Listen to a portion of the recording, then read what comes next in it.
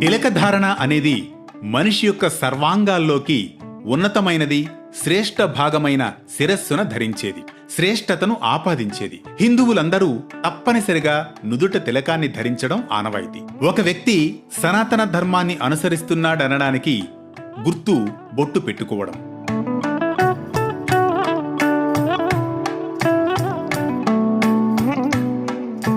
భగవంతుణ్ణి నమ్ముతున్నాడనేందుకు కూడా ఈ బొట్టే నిదర్శనం. అందుకే ఆలయాల్లోకి ప్రవేశిస్తున్నప్పుడు తిలకధారణ తప్పనిసరి. బొట్టు ముఖ సౌందర్యాన్ని పెంచడమే కాదు, అది అనునిత్యం మనం జరిపే సంస్కారవంతమైన ఒక గొప్ప నియమం. కనుబొమల మధ్యప్రదేశంలో వెనుకగా ఆజ్ఞాచక్రం ఉంటుంది. ఆ ప్రదేశాన్ని మధ్యవేలితో సున్నితంగా స్పృశించి ఆజ్ఞాచక్రాన్ని ప్రచోదన చేయడం కూడా తిలకధారణలోని ముఖ్యమైన పరమార్థం. తద్వారా శక్తి ప్రసరణ సులభంగా జరుగుతుంది.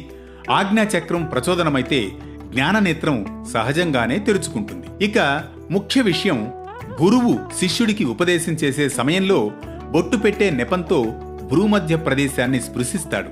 తద్వారా ఆజ్ఞాచక్రం ప్రచోదనమవుతుంది. కుంకుమతో పాటు సింధూరం, తిరుచూర్ణం, గంధం, అక్షతలు, విభూది, చాదు, ఇంకా కస్తూరి, పునుగు, జవ్వాది, పచ్చకర్పూరం, నవరత్నాలు ఎవరి శక్తిని బట్టి వారు ధరించవచ్చు. బొట్టు లేకపోతే ఇంకా స్నానం చేయలేదని అర్థం.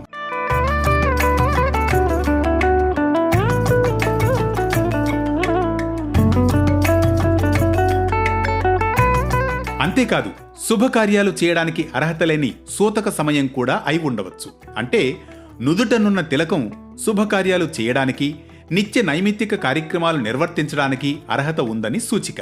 అందుకే స్నానం చేయగానే ముందుగా తమ తమ సంప్రదాయాలకు అనుగుణంగా తిలకధారణ చేసి మరీ పూజాధికాలు నిర్వర్తించడం జరుగుతుంది. స్త్రీల పట్ల పవిత్రమైన భావనను కలిగిస్తుంది తిలకధారణ. ముత్తైదువులైన స్త్రీలు ముఖాన బొట్టు లేకుండా ఒక్క క్షణమైనా ఉండలేరు. ఇది 5వ తనానికి చిహ్నం కదా. వివాహ సమయంలో వరుడు తన పంచ ప్రాణాలను వధువు శరీరంలో నిక్షేపం చేసే స్థానాల్లో బొట్టు పెట్టుకునే చోటు కూడా ఒకటి. అంతేకాదు, శుభకార్యాలకు ఆహ్వానించేటప్పుడు బొట్టు పెట్టి మరీ పిలవడం మర్యాదకు చిహ్నం. చిన్నపిల్లలకు బొట్టు పెడితే దిష్టి తగలదని నమ్మకం. మంచి రంగు, సుగంధ పరిమళం ఉన్న కుంకుమను వాడడం తరతరాలుగా ఉన్నా క్రమంగా ద్రవరూపంలోనూ ఆపై పేస్టు రూపంలోనూ తిలకాలు కూడా వచ్చాయి. కానీ బొట్టు బిళ్ళలు పెట్టుకుంటే మాత్రం బొట్టు పెట్టుకున్నట్లు కాదని గ్రహించాలి.